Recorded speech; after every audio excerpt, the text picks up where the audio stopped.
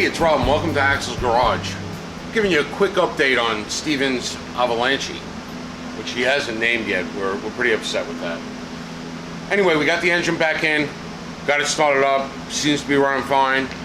Chased down a couple of leaks, one major leak, like a tranny line popping off, but it's all good. So the brakes are bled out, new brake lines, engine's back in it, got another set of used heads on it, we put a cam in it, sealed it all up. As far as we can tell, everything's back together. We got a little buttoning up to do, which we'll make some other videos on.